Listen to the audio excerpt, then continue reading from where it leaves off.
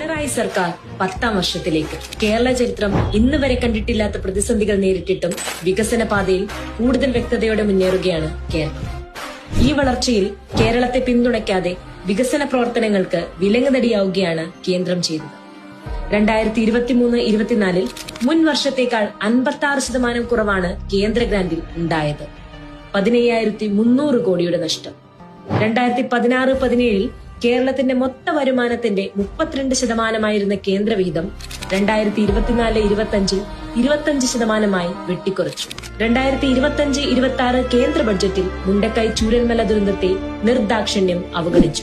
എന്നാൽ മുഖ്യമന്ത്രി പിണറായി വിജയന്റെ നേതൃത്വത്തിലുള്ള സർക്കാരിന്റെ ദീർഘവീക്ഷണത്തോടെ കൂടിയുള്ള കുറ്റമറ്റ നയങ്ങൾ സാമ്പത്തിക സ്വയം പര്യാപ്തതയിലെത്താൻ കേരളത്തെ പരുവപ്പെടുത്തി.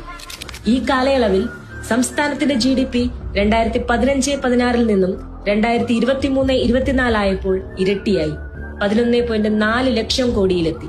ഇതോടൊപ്പം ആളോഹരി വരുമാനം 1.48 ലക്ഷത്തിൽ നിന്നും 2.8 ലക്ഷമായി ഉയർന്നു.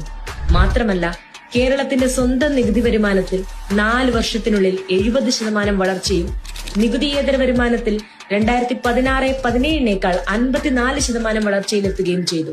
കേരളത്തിന്റെ എല്ലാ സാധ്യതകളും കൃത്യമായി ഉപയോഗപ്പെടുത്തി സാമ്പത്തിക ഭദ്രതയോടെ നവകേരളത്തിന്റെ പുതുവഴികളിൽ നമ്മോടൊപ്പം പിണറായി സർക്കാർ.